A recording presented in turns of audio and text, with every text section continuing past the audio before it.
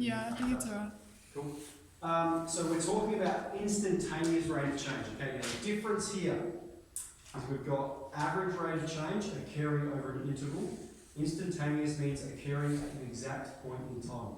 And I think the best way to describe this is you guys are getting your license, you're starting to drive to Adelaide, and you'll see these cameras that say average speed camera safety zone.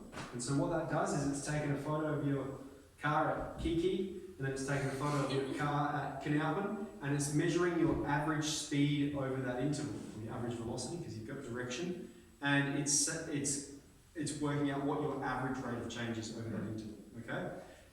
Parallel that with a policeman on the side of the road pointing his speed gun at your car. He is measuring your instantaneous speed. That is how fast you are going at that exact point in time. Okay, so we have the distance between them. So that means instantaneous means at an instant, at one point in time. Okay, not over an interval, at one point in time. And so to work out the instantaneous rate of change, like let's go back to our diagram here, we want to find the instantaneous rate of change when the poison dosage is 4 grams. Okay, right at that point, what is the instantaneous rate of change? What it means is what is the slope of the curve at that point? Okay? The way we're going to work that out, and the textbook does this for you, is we draw what is called a tangent. Okay? And so the definition of a tangent is a line that is parallel to the curve at a particular point. Okay?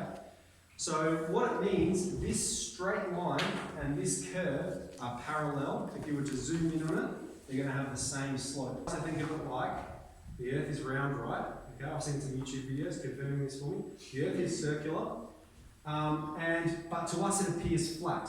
Okay, so I've got this curve here, and I'm zooming in on it. Let's say I've got this point here, and I'm going to keep zooming in on it. Eventually it's going to look straight. Okay. And so then you can see if I draw a line that's parallel to the curve at that point, the slope of this line, that tells me the slope at that point. Okay? So that's why I've drawn these tangents here for you, because we're going to use just the slope formula to find the slope of these tangents, and that's going to tell us the slope at that point. Alright, so I've just added these lines in here now. And I can choose any coordinates along the line, any coordinates, and it's going to give me the same slope. I'm going to choose this coordinate here, so we'll go with x is 4 and y is 25. And let's go with what's a pretty obvious one, maybe this one here. X is 6 and y is 17. And then we've got 6 and 17. Okay, and then we're just doing the same thing. Y2 take y1, x2 take x1. So we'll have 17 take 25, on 6 take 4, minus 7 on 2. So minus 3.5 beetles per gram. Again, y per x.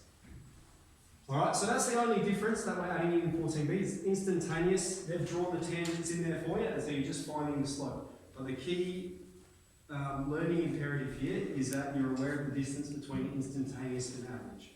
Okay? That's one thing that's probably been asked in like the last 3 tests. What is average? Okay, occurring over an interval. What is instantaneous? Occurring at an instant. Cool, that's all. Let's proceed. Is 25, 17 take 25, eh? Oh, yeah. Fix that. Minus 8 and 4. Yeah.